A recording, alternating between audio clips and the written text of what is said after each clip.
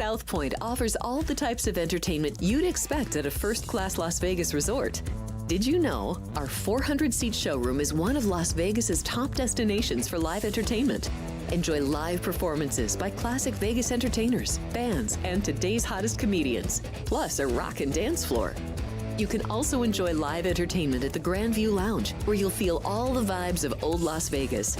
Enjoy the music, and if you love to laugh, don't miss The Dirty at 12:30, our very own free comedy show, every Friday night at 12:30 a.m. in the Grand View Lounge. The Dirty is 100% free, so arrive early. Go to southpointcasino.com or call the box office at 77136 for today's performances at the showroom and the Grand View Lounge. When you're ready for your favorite cocktail, stop in and unwind at one of our 7 specialty lounges. There's a bar around every corner, because you're in Vegas, baby. South Point Casino has plenty of attractions for the whole family. Catch a movie. Our 16-screen movie theater includes 2 XD Extreme screens for the ultimate in viewing, sound, and luxury. After the show, treat the family to a variety of treats at our old-fashioned ice cream parlor, Kate's Corner. We scoop up a variety of creamy concoctions, including smoothies, hand-dipped cones, milkshakes, malts, sodas, and sundaes. At Kate's, there's something for everyone. And if you've still got time to spare, our bowling center might be right up your alley.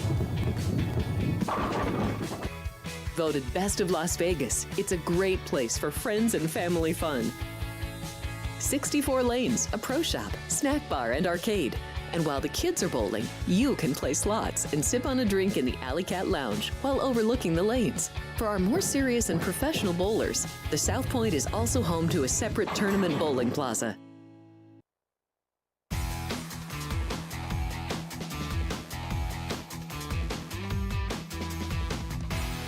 Here we go, everybody. Conference Championship, Week 14 in the NFL, NBA, NHL, a little bit of everything here on Sports by the Book. Kenny White to my left, on your right, on the YouTube channel. I'm Alex White. Happy to be here with you today. It is Tuesday, December 3rd.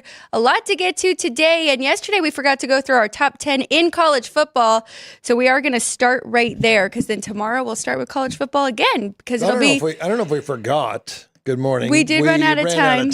Yes. We ran until 10:10, I believe, yesterday again. So just the lack of time was the reason why we didn't get there. A lack of time. But I could have put it up higher in the importance level. We started with run percentage and all of that, and then started to break down some of those conference championship games. So I'm really looking forward to that. Thank you, everybody, for joining us. If you have not subscribed yet, please do. Please hit that like button on our video, and please jump in the chat, because we want to hear from you. Tomorrow we will get through as many of those conference championship games as we can, but please write in the chat the most important and where we should start, and the games you're really looking forward to this weekend. Week 14 in the NFL, I mentioned that as well. Great game yesterday. Wow. Was not expecting a shootout between the Denver Broncos and the Cleveland Browns, which brings us to our board, because we have been keeping track, and today I can be a little bit more proud than I was last week. So 2-1 day for me.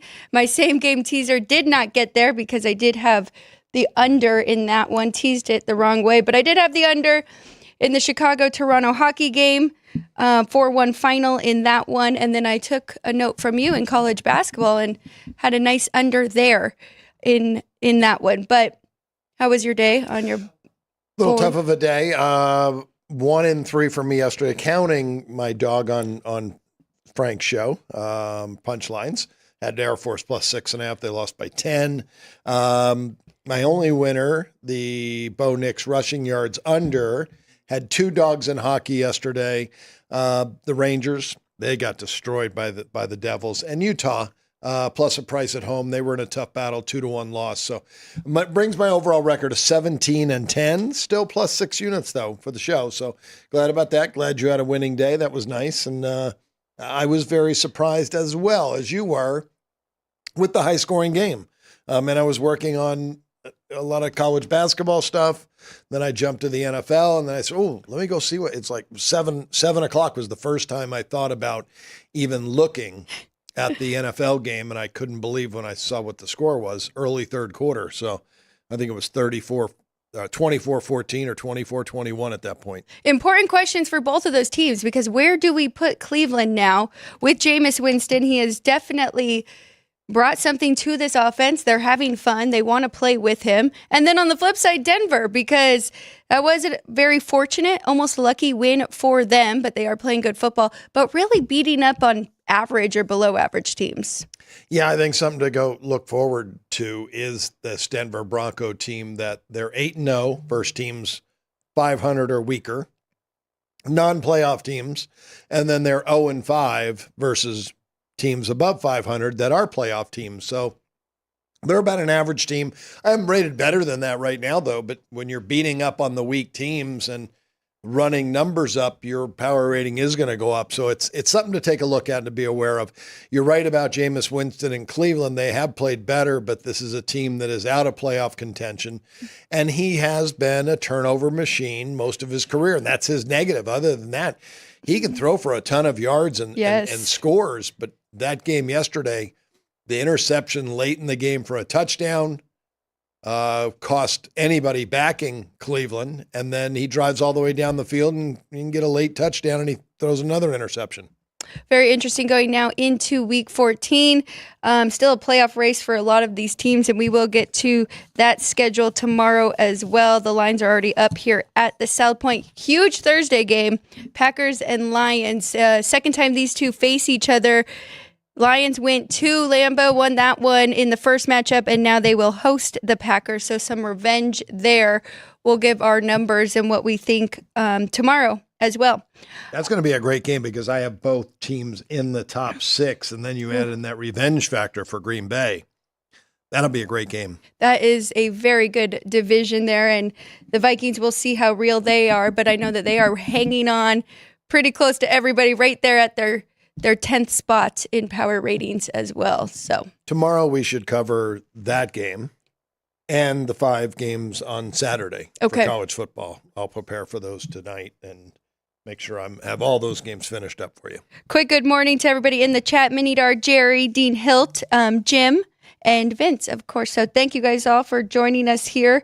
Again, please tell us what games you're looking forward to the most coming up this weekend. I'll tell you, Boise, UNLV, do not bother me Friday at 5 because I will be just focused on that game. I cannot wait for that one in Boise on the blue turf. So, let us know what you're looking forward to. Let's start off with our top 10 quickly for college football, and then we will get to, we do have some NHL games on the slate and some picks that we already like, and we could talk through and make sure that those are good picks to put on our board. So going to our top 10, yours is up. So I think you're going to start it off for us. And Mario Cristobal sneaks in there.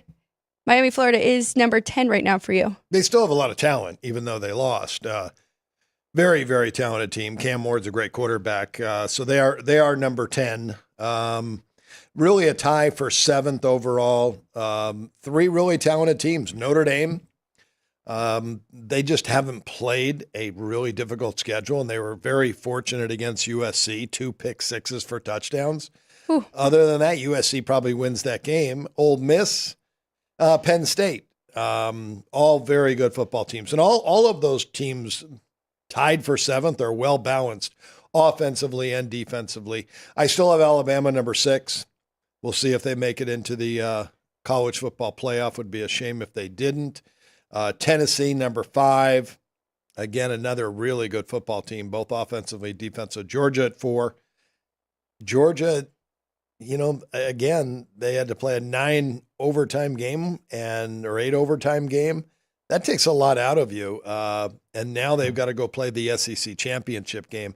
And they have just not looked like the Georgia teams we've seen in the past. So that would be a team I may want to fade, especially playing number 2 Texas, who has revenge. I jumped over my number 3 team. It's Ohio State, who lost this past weekend to Michigan. People, the Ohio State fans, just ranting about Coach Day's conservative offense and Chip Kelly's run, and not letting Howard throw the football. And then when he does, he's intercepted twice in the game. But a lot of that has to do with if you're very predictive and you only throw on passing downs, the other team knows what you're going to do. Right. So Ohio State didn't play good poker, that's for sure. Michigan knew what they were going to do on every play. Maybe they had taped all the Ohio State games and had all their signs with film. Who knows? Texas number 2 and Oregon. It's been done before. Oregon number 1. I have not got to those documentaries yet, but I do need to dive in.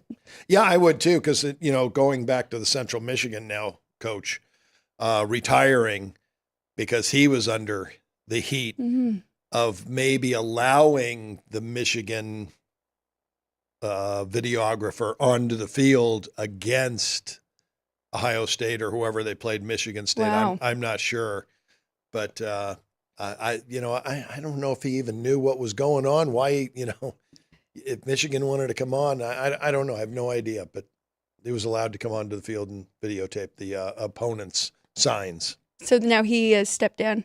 Yeah. And Jim McElvain.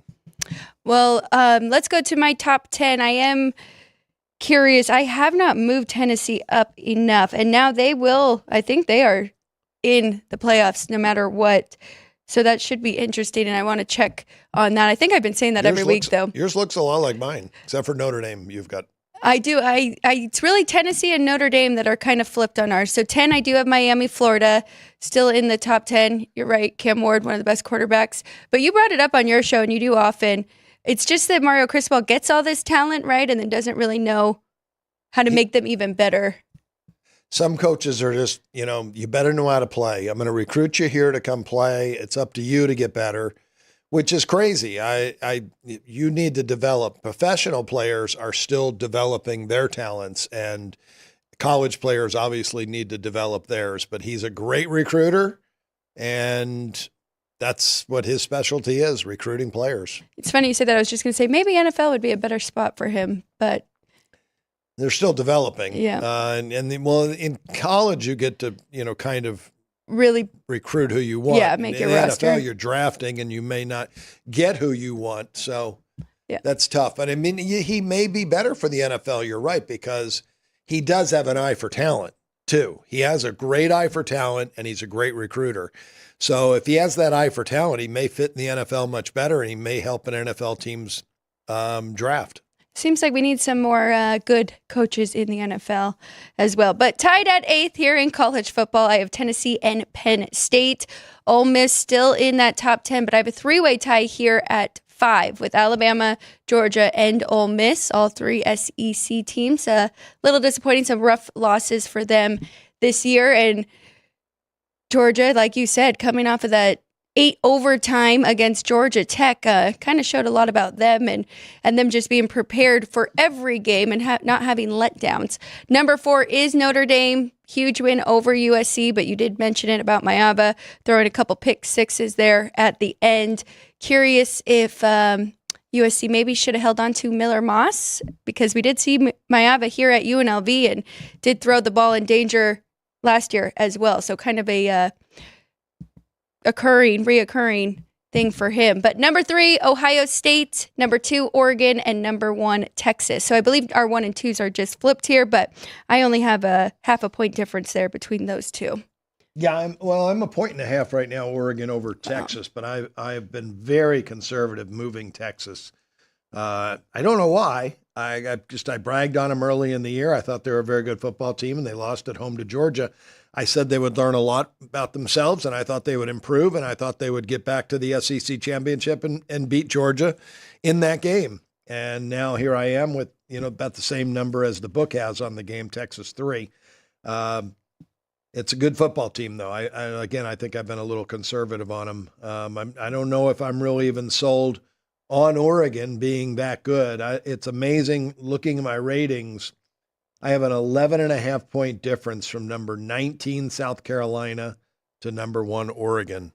I feel like I have 19 teams that could win the national championship. South Carolina is playing great football, and anybody that makes it to the championship game is going to have to beat a couple of really good teams. Their numbers are going to go up. Right. If it was South Carolina, I would say after a couple of wins, I'd probably have them up to a 122 or 123. They'd only be a 6-point dog in the championship game. So anybody can win it. It really is a coin flip. And I think what you have to look for is these teams that are going to get a bye and not play in the conference championship game, that they have an extra week to rest. They do have to play that one extra game, I guess. I guess it evens out. Like a team like they do get to host, whoever loses the championship games are in trouble because they have to play the extra game also. Then, right? Yes. So that's what you got to look at, I guess. Teams that win their conference championship and get the bye will be good. But you're right. First round they do host. FCS last week they started 8 games, 16 teams. The winner of each game at home moved on to the next round is another home game. But they have 24 teams in their bracket in the FCS. Some people think 12 is way too many because some people don't think there's 12 teams that can win it. I can make a case for 25 teams that could win it this year. TCU is in my rankings at number 23. Oklahoma just beat Alabama. Florida is playing as well as anybody in the country, and they're tied for 25th in my rankings. So I like that Florida team a lot. So there is a question in the chat that maybe you can answer, and it is about Ohio State being number 3 for both of us, even after that loss. So you want to explain the power rating, not so much ranking and just going off of records, but ours is more based off of point spread and almost what you would make the line and how these teams are power rated based off of talent and all of that. Yeah, they start from the talent on the team. They start from the roster from the beginning of the year, and then they're adjusted each week. And I don't want to be knee-jerk in movement on these teams. Everyone's going to have a bad game. That was a bad game, and it was against a rival who, at the beginning of the year, I had Michigan ranked in the top 20. And I think they're probably deserving to be back in the top 20 again. And that's the biggest game of the year. Now, Ohio State got very conservative in that game and thought they could run right through Michigan, but that was not the case. Michigan's defense was too good. But I did drop Ohio State's rating, I believe, almost 2.5, 3 points. I did too. Yeah, 3 points. And, I mean, how much more can I drop them? I mean, it's like they didn't lose to Arkansas State. You know, I know they were a big favorite because they were at home. But that's why we play these games, and teams do have bad games. And again, they learn a lot about themselves off losses. I think Ohio State can rebound and be very good. I think they'll learn, hey, we got to be better in first and second down and better in our play calling, which Chip Kelly should be one of the best in the business. And I mean, they only lost by 3 there. It was a tight game, could have went either way, but of course, with how much they were favored, yes. But even performance rating, it wasn't terrible. It wasn't the worst that we have seen from one of these top 10 teams. It is amazing that we would have to defend our rating on Ohio State because they lost by 3. But if they had won by 1, no one would even question them being number 1 in the country, let alone they still didn't cover the spread and weren't even close. That's all I said. I don't like to bet many favorites anymore because of that factor that these teams don't care about covering spreads. They just care about winning. That's, the coaches get paid to win, not cover spreads. If they did, I don't know. There'd be a lot bigger blowouts, I think, in games. Talking about covering spreads, Bo Nix last night. Now, I believe he's the first rookie. He's like 5-0 straight up in ATS as a favorite because they did actually cover yesterday, that 6.5 where the line did close yesterday for the Denver Broncos. But that's it for football for right now. We're going to switch to hockey. I want to go through these games on the board, then we'll take a quick break, and then we'll give you some updates on NFL and where we sit with our top 10 going into week 14. But going to hockey, we're going to jump right in. San Jose State, Washington. Washington's a big favorite here at the South Point, minus 280, total 6.5. Now, you have been backing the Sharks, and I was looking at their ATS against the puck line. They're number 1 right now in the league covering against that puck line, but the Caps are very good as well, and that, of course, means they have to win by 2 because you're laying that puck and a half for them. So Washington 17-7, and the Sharks 18-9 against that puck line here. If you like the Sharks, plus 1.5, it is minus 105. No big differences really for us in this one, right? No, and Ovechkin's still out for Washington, but they won 4 in a row now. They are still finding ways to win, and Ovechkin is now skating, so it won't be long if they can just keep hanging on until he gets back. I mean, I don't know who they played, but 4 straight wins, and they are having a very good year. 17-6-1 at home, 8-4-1. They're even better on the road, 9-2 this year in their road games. San Jose is better to back while they're at home. They're actually 6-6-1 in their home games, very competitive. On the road, just 3-7-4. Let me give you these 4 opponents too, because you'll be even more impressed. Panthers at Carolina, Lightning, Islanders, and the Devils are their last 4 wins, and now they are going home to host the San Jose Sharks. But hopefully they don't take them lightly, because the Sharks can definitely hang around. That's a really good schedule that they just played. Yes. So see if they can keep it going until Ovechkin. So nothing in that one. We're going to the Red Wings and Boston. Boston minus 165 at home. The total 6. So Detroit's going through some issues because Cam Talbot has a lower body injury, and so does Alex Lyon. They're going back to Husso. Is that right? Or is it Uso? Yeah, I'm not sure the pronunciation. He's been in the league for a while too, but he has struggled, and he's coming off 1 day rest. He did play 2 days ago against Vancouver, lost in overtime. He gave up 5 to the Canucks, but so 2 goalies out right now, and hoping that they can get one of them back here. But Boston has started to turn it around. Now you got to lay $1.65 if you want to back them at home. Yeah, and I have $1.60, and the total's right on. I'm looking for this team to definitely improve after a poor start, firing the coach, new coach now. And they did run a couple wins off in a row, but on the year 12-11-3, about an even record at home and away. Nothing special for them there. Detroit's a good young hockey team. I think you'll see a run out of them a little bit. During the season, they have been even on the road, 5-5-1. So Boston now, Swayman is starting to play better. They are 17th right now in goals allowed, but they're still struggling to score. They're 30th right now in goals per game at just 2.46. So I'm sure they will start to turn that around as well. There is revenge. Boston won in Detroit earlier this year, 2-1. So. Look for, you can build that revenge factor. And I would lean to Detroit in this game. Let's go Florida Panthers and the Pittsburgh Penguins. Panthers minus, I said Carolina earlier, I was talking NFL. When I said Panthers. Florida minus 180 on the road, the total 6 over. Now, Pittsburgh has won 3 in a row. Vancouver, Bruins, and the Flames. So maybe they're starting to put some things together. But still, looking at their rankings, they are not great. Goals for, they are 24th at 2.73, and goals against 3.77 on average. They are 31st in the league. Pittsburgh's really struggled. They've strung together 3 straight wins. So a team that's playing a little bit better hockey right now. So maybe, something to keep an eye on while they're streaking. And I think you might have said Carolina because there is a hockey team in Carolina. So you might have said Panthers and Carolina. Did. Yeah. They played them both. Yeah. So they played Florida Panthers and they played Carolina. Okay, good. So that you had the right games. But both teams on a 3-game winning streak here. It is the first meeting of the season between these two teams. Okay, very good. With the revenge, let's go to Colorado and Buffalo. We do need to talk about this one because we do have a difference. The Avs, minus 155 on the road. The total 6.5 under, minus 120. Now, we like this over, but I believe it was 6 when you talked about it earlier. So, yeah, now here at the South Point, it is 6.5. There are still 6s out there.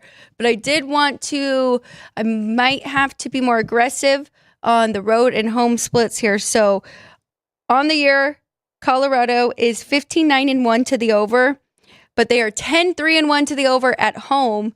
And they are 6-5 to the under on the road. So quite a big swing here for the Avs. And Wedgwood will be playing. He just got traded here from Nashville. Remember, he was the backup for Dallas last year.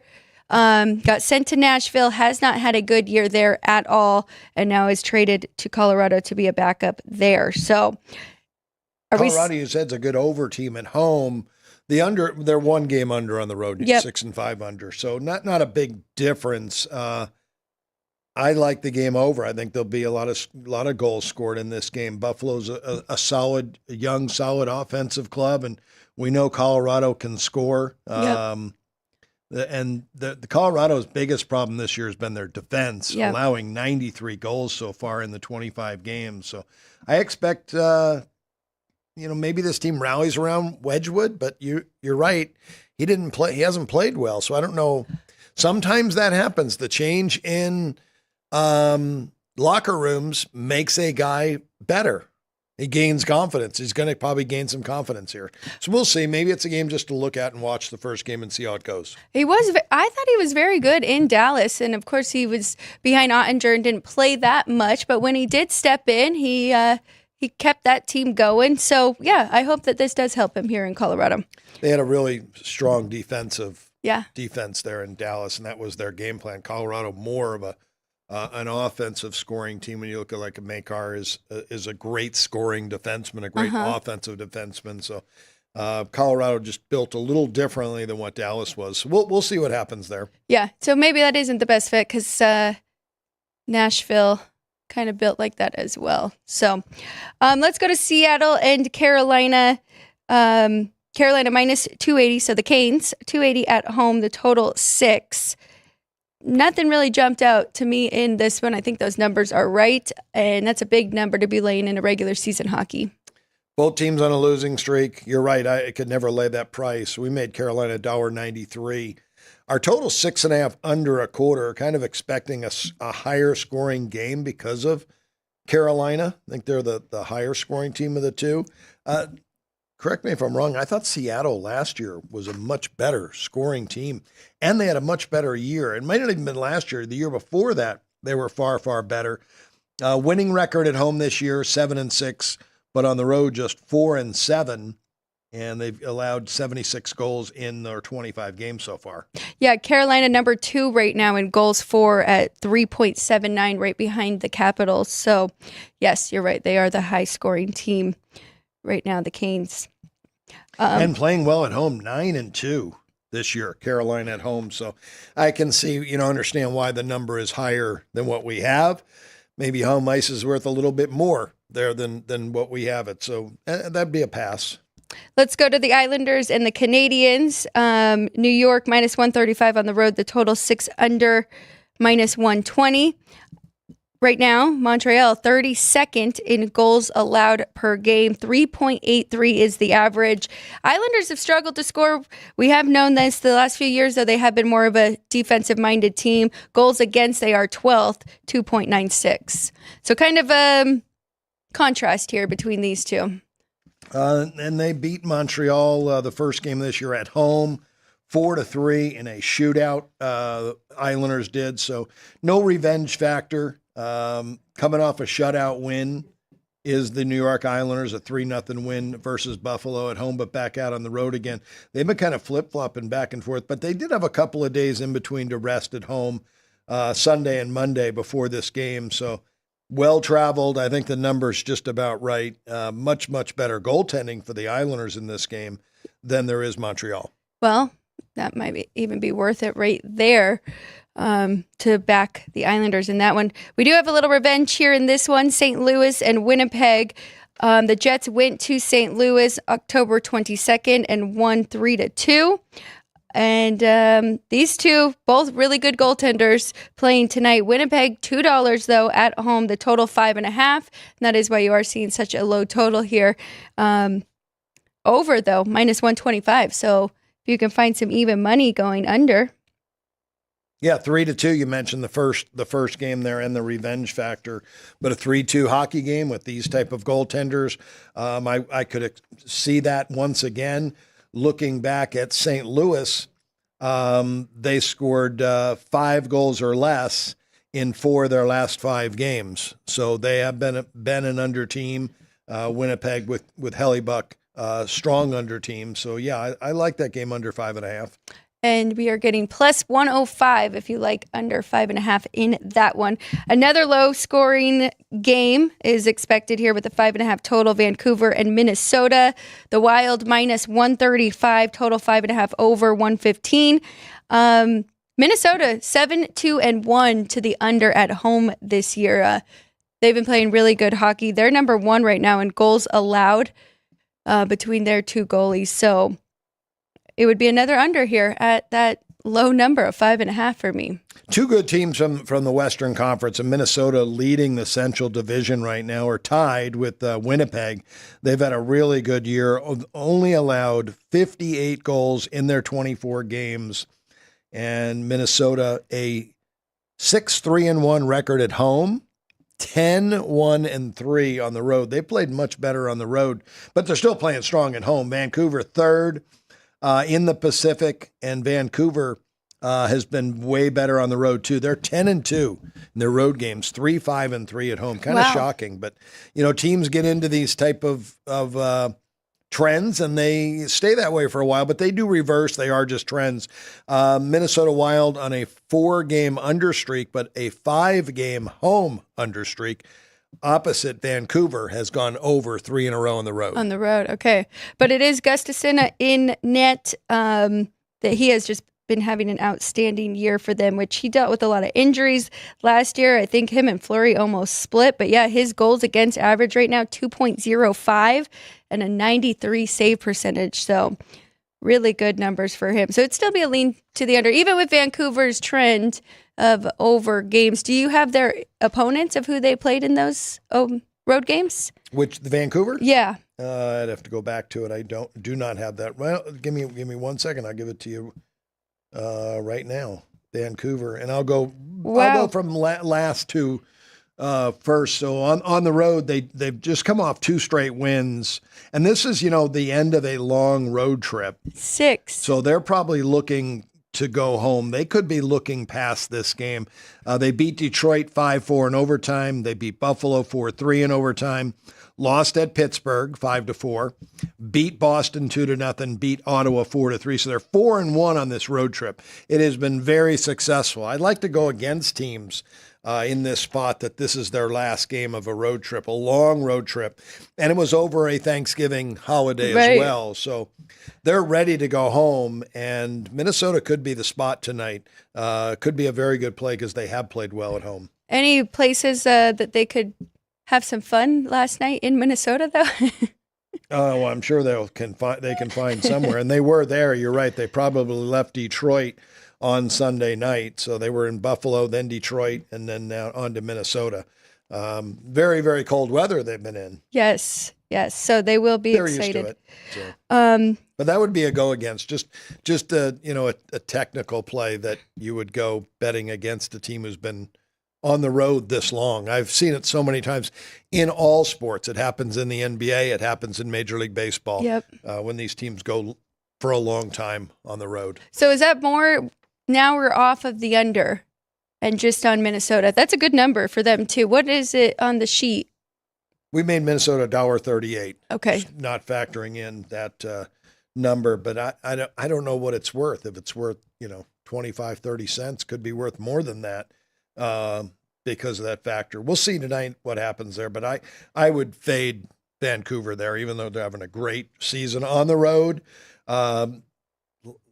They want to go home. They can't wait to get home. They've been living out of a suitcase now since November 23rd. Let's go to the big game of the night, Edmonton and VGK in this one. And we know the Knights have been better at home. The Oilers minus 130, though, on the road, total 6.5. This is a tough game. I guess we have Vegas a little bit higher than the books, or maybe they just have Edmonton even higher than us. But probably a lean to the home team here, getting a plus price. There is a revenge factor. The Knights did win in Edmonton 4-2 earlier this year, and they are ahead in the standings. Vegas leading the Pacific. You mentioned better at home, 9-3 at home. They have turned their road record around now. They're 6-4-3 on the road. But Edmonton has played well away from home. better than they played at home. 8-3-1 in their road games, 5-6 in their home games. Kind of surprising for Edmonton. We think the total should be 6 over 20, and it is 6.5 over 20. And it is 6.5. So nothing on the side or on the total, but we do lean to the Vegas Golden Knights. Aiden Hill will play tonight, or he is expected to play. Stuart Skinner on the other side. Skinner, 3.09 goals against average, just an 18.9 save percentage. So I would have to argue that Aiden Hill is the better goalie playing here at home as well. 2.84 goals against average and a 90 save percentage. So nothing crazy, but interested to Tuesday night. I'm sure it'll still be a really good crowd, but may not be a sellout on a Tuesday night. Might be able to find some tickets late, but okay, so that's it for hockey for us. We're going to take a quick break. When we get back, we're going to go through our NFL top 10 going into week 14. We'll take about a 2-minute break. Don't go anywhere. You are watching Sports by the Book. If you're celebrating a special occasion or just love fine dining, you're in the right place. Come experience the crown jewel of South Point restaurants, Michael's Gourmet Room. Welcome. With over 600 different types of wines and magnificent dishes prepared tableside, you'll revel in the rich classic Vegas decor and the best black tie service in the world. This intimate gourmet room has earned accolades galore. Come to Michael's Gourmet Room for an unforgettable dining experience. Another famous restaurant is the Silverado Steakhouse, where you'll find the charm and service that discerning patrons require. From top quality steaks and chops to fresh seafood and desserts, you'll love the award-winning wine list and menu at Silverado Steakhouse. Steak lovers have even more options with primarily prime rib. Catering to hearty appetites, the menu features a variety of flavorful prime rib cuts, dry-aged to ensure tenderness, and then seasoned and slowly roasted. Although prime rib is our specialty, it's not the only thing on the menu. There's something for everyone. And if you're craving a taste of Italy, come experience delicious Italian cuisine and the attentive service at Don Vito's. Our culinary team starts with the freshest ingredients and transforms them into traditional favorites. And don't forget Italian desserts. Don Vito's. Savor the taste of Italy. Finally, if sushi is more your style, join us at the popular Zenshin Asian restaurant and sushi bar, where we're serving up the freshest sashimi, nigiri, and sushi rolls. And beyond the sushi, an exciting contemporary Asian cuisine menu, plus a variety of specialty drinks, Japanese and domestic beer, wine, and sake. Balance your hunger with Zenshin.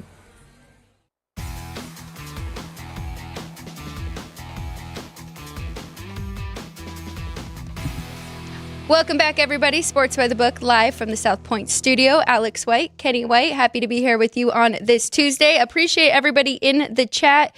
We are marking down your questions. We will get to all of those as soon as we can. We saw some basketball requests, so we are working on that college basketball game as well. But we are going to jump to NFL so we can get through our top 10 power ratings. And then we will get back to some basketball. We're going to start off with my top 10 here. I'm just going to jump right into it. I have a tie here at 9 with the Denver Broncos and the Minnesota Vikings. A lot to learn about both of these teams here still, because both have played well. They have great records. I do like their defenses. They can definitely slow down even some of the best quarterbacks. Denver struggled yesterday defensively, but tied right there, a point below my next team. At number 8, I have the LA Chargers. Really like how this team is playing. Run first offense. Justin Herbert playing his best football here. And number 2 right now in points allowed in the league. Number 7, I have the Green Bay Packers. Just moved up last week. They were about 6, and now this team at 6 snuck ahead of them going into this week. But Packers still playing really good football, and I think they will just continue to get better like we saw last year, where they started a little slow and got better throughout the year. Number 6, the Pittsburgh Steelers. Great win this past weekend, 3-point underdog against Cincinnati, and we know that offense can put up points against just about anybody, and Pittsburgh outscored them and Russell Wilson looked really good while doing it. Had 8 to 10 different receivers, 8 with over 10 plus yards in that one. Number 5, Kansas City Chiefs. I don't want to move them down too low, but after game where they are not covering spreads and just fortunate to get by, they have just bumped down a little bit week after week, even with just one loss on the year. Number 4, the Baltimore Ravens. They did get passed up as well by these next two. The Philadelphia Eagles, huge win over the Ravens. Now, I do think the Ravens have more of a kicker problem than anything, because I do think their defense and offense is right there, and the missed field goals are really starting to catch up with them. But the Eagles are playing great football. Offense, defense, special teams, all 3 units there. Number 2, the Buffalo Bills. And then I actually have them and the Eagles very, very close here. But the Bills as well. James Cook running the football and Josh Allen having one of his best years. He probably will be winning the MVP this year. At number 1, the Detroit Lions, which we do need to tread lightly with the Lions, who had some more injuries on the defensive side last Thursday against Chicago. So I'll have to take a look at that. Check with you, make sure if any of them are worth anything to the power ratings, to the line, and maybe make some adjustments going into this week 14. But there it is. That is my top 10. Not a lot of movement, maybe just up and down, but same teams, I believe, as last week. And right there knocking on the door, I do have Tampa Bay at 11, and then Bengals, Houston, Commanders, and then the Cardinals, all very close in the top 15. But we will go to your top 10 next. I feel like it's the part of the season that these guys are getting worn out a little bit now. The NFL season is, you need to break it down, I think, into the first 3 games as preseason, and then into the next 4 games getting to midseason form, and then you hit midseason form in week 9, 10, 11, and then you start to get to week 12 and 13, and now you're getting worn out, and you still have 4 to 5 weeks to go before the playoffs. The holidays hit. I think there's a lot of times where you can get a lot of upsets. And I think there was a lot of dogs cover this weekend. I didn't get a chance to do that yet. I need to do that today as well. Put together not mine, but what's happened with underdogs, favorites, overs, and unders for the year. As I always preach, the end of the year or the end of a couple years, favorites cover 48% of the time. Dogs cover 51%. And the same for the totals.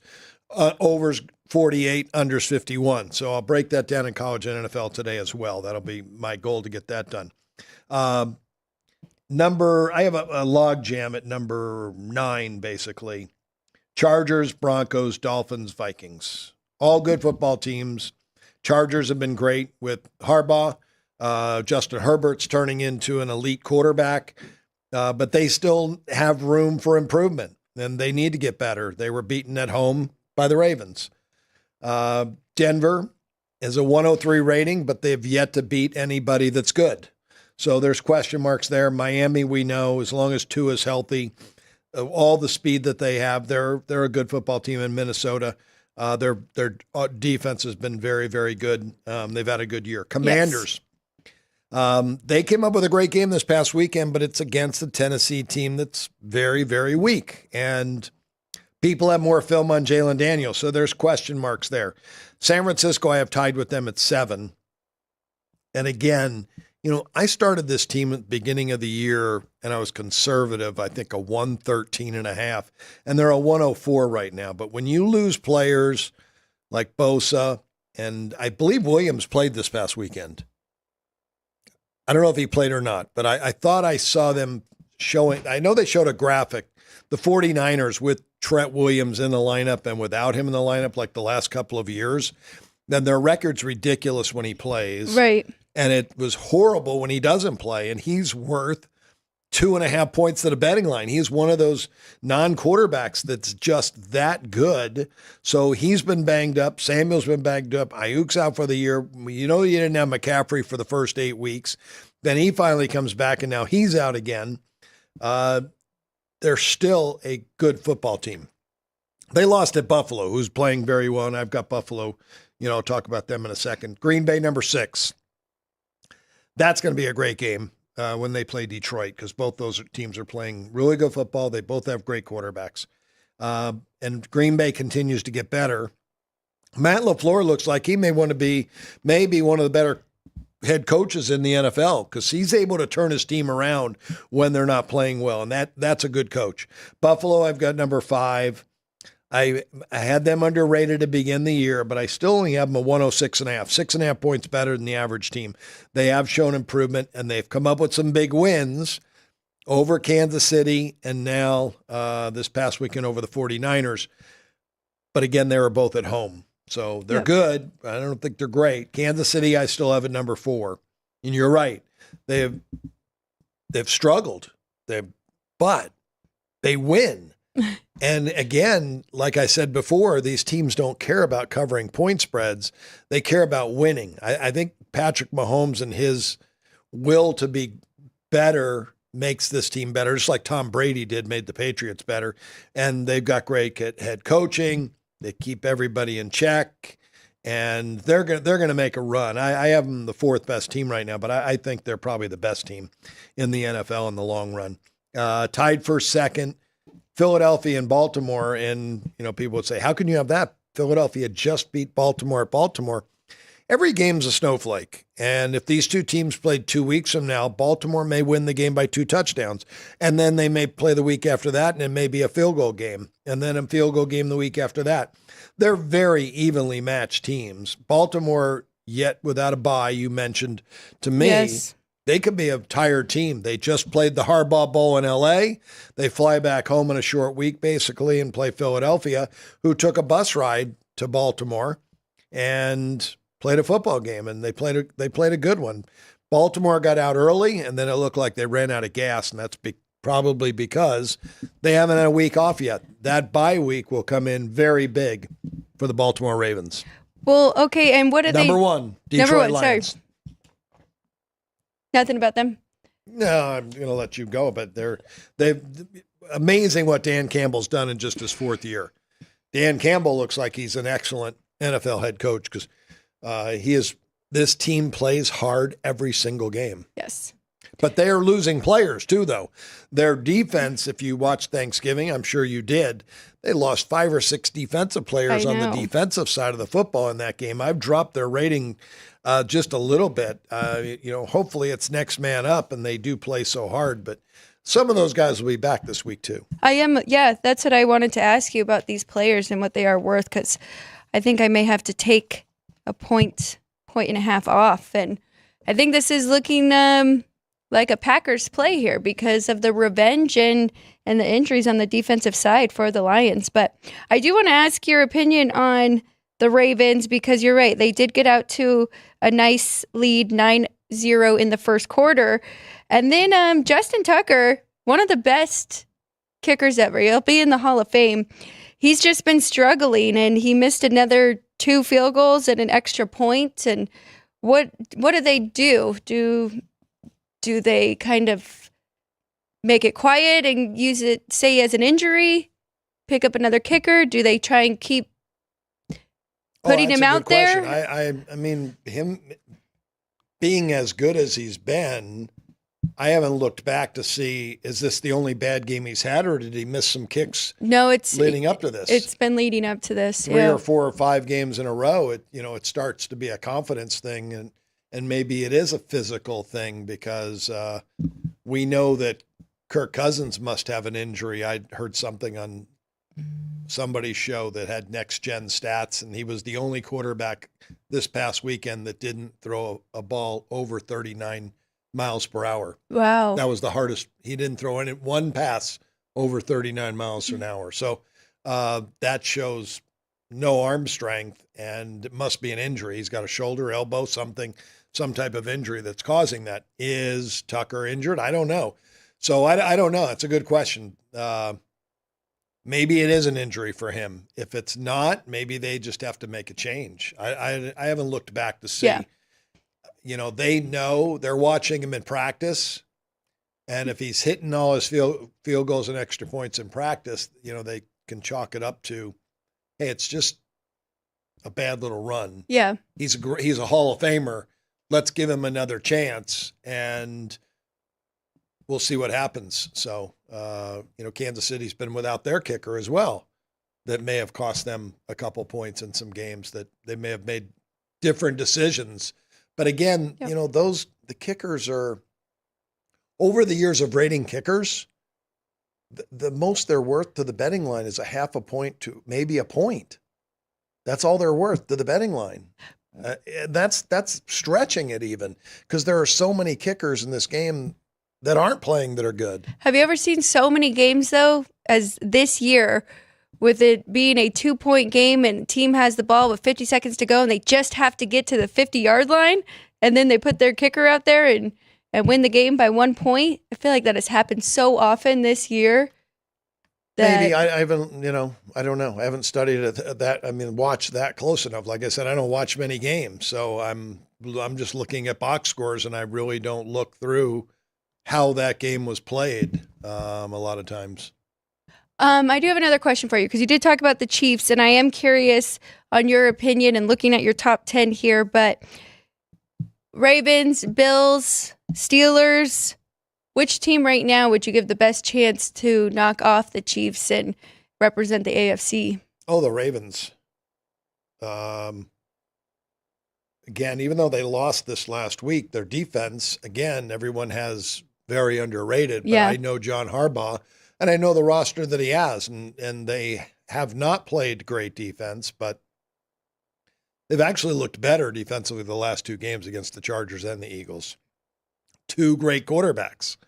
So they're going to be good. Their offense is great. Chargers, Eagles, and it was the Steelers, right? Yeah, that 18-16 was the final there. So, well, Pittsburgh likes to play lower scoring games, but they've been a little bit higher scoring team since Russell Wilson's been the starter. George Pickens has really benefited from Russell Wilson being the starting quarterback. He's had some monster games, those two guys together. So, yeah, that offense continues to get better.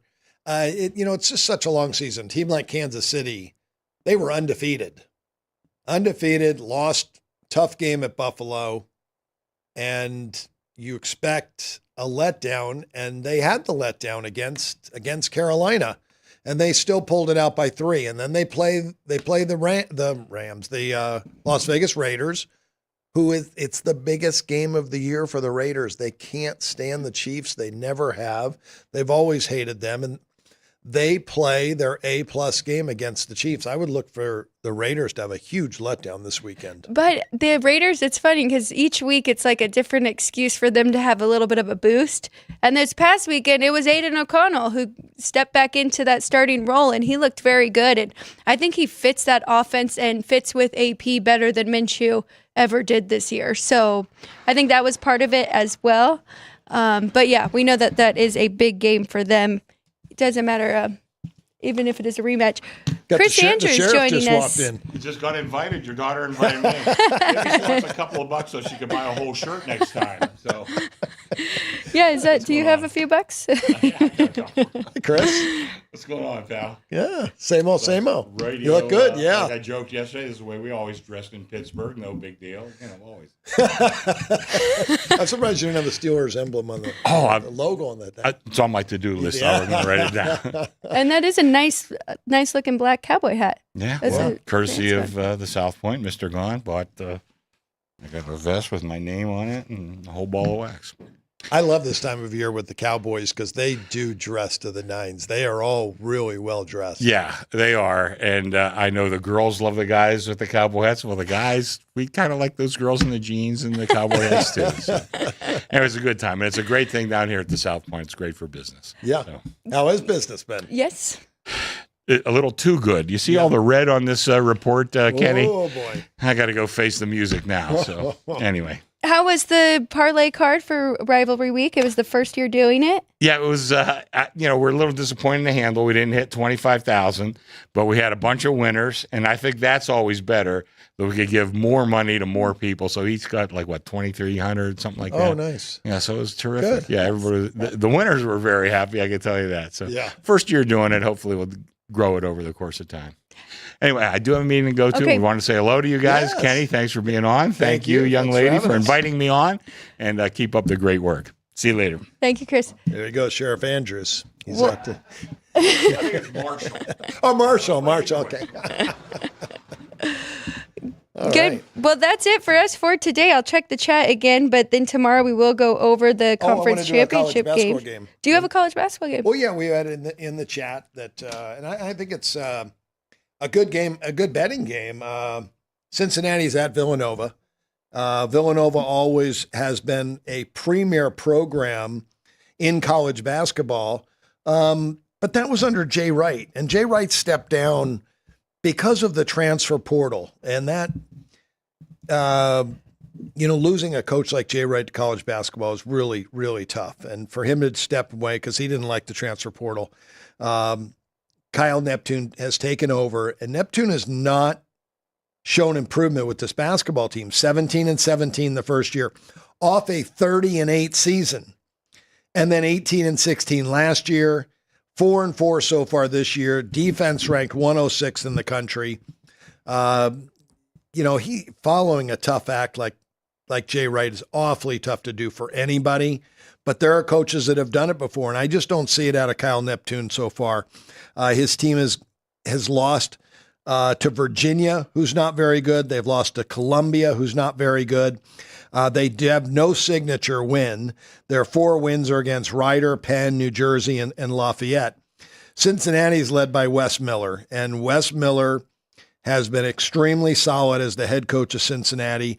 He has shown improvement year after year after year, and I think he has this team now in position to be a top 10 basketball team. So I think there's a huge talent difference here. I'm sure home advantage has fallen off a little bit for Villanova. And again, this is the time of year we need to look at teams' first game on the road. Well, this is not Cincinnati's first game on the road. They've already gone to Northern Kentucky and Georgia Tech. They got wins at both of those spots. Georgia Tech was the best team they played this year. They won 81-58 on the road in that basketball game. They have nobody next. They play Howard at home. So Cincinnati will be up for this game, ready for this game. They are the far better defensive team.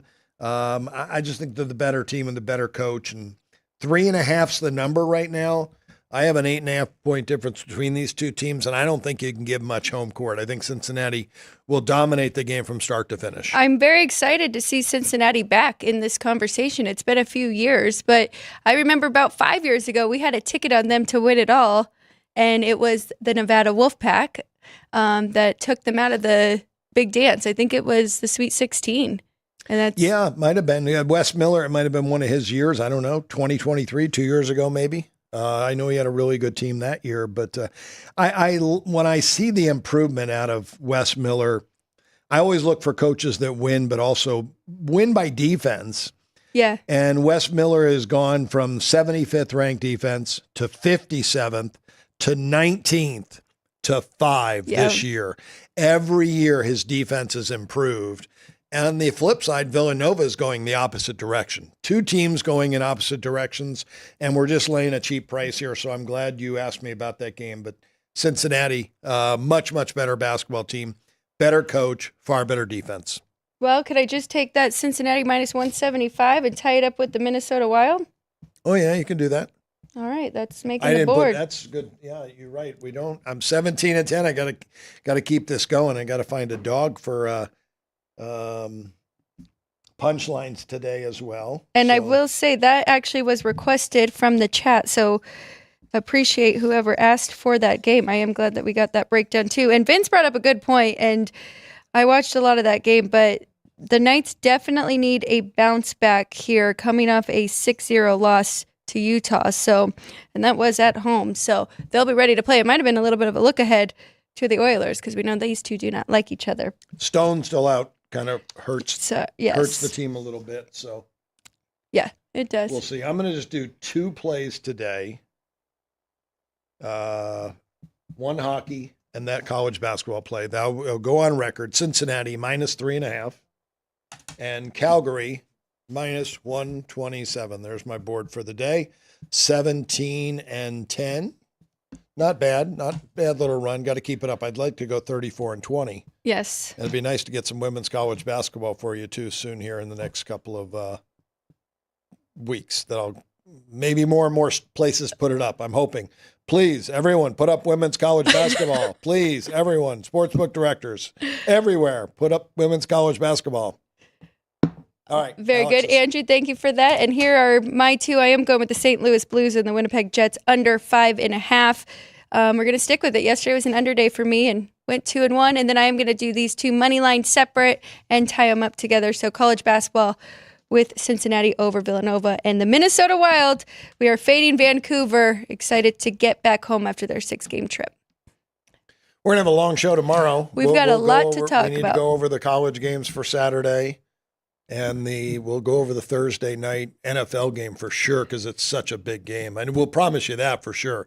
Green Bay and Detroit, we'll do a preview of that one. Green Bay and Detroit. I would also like we can go quickly with the 3 games on Friday because we started to cover them yesterday, but that was just a look ahead and where the numbers are. So quickly go through those, cover all the Saturday games. And then some other sports, of course. We'll keep hockey and some basketball. So did you watch the first Boise State UNLV game? Yes. So I've been talking to Rich Bonanthony yesterday and his son.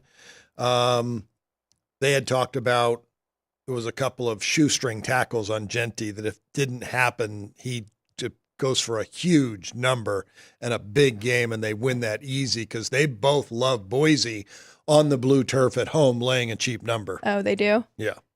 I mean, that was his lowest. They held him to the lowest amount of rushing yards. Maybe they could prepare and. Well, their offense is so good. UNLV's offense could keep him off the field because they can run it and throw it, and they love to run the football. So that'll be a strategy I'm sure that Barry Odom is going to take is ball control, keep Genty on the sidelines, and frustrate Boise State, which definitely could happen. It is amazing to look through Boise State's schedule of who they've played this year, and they've only played 2 good teams. Oregon on the road, which was an amazing game to lose 37-34, and UNLV on the road. Other than that, they've really played nobody.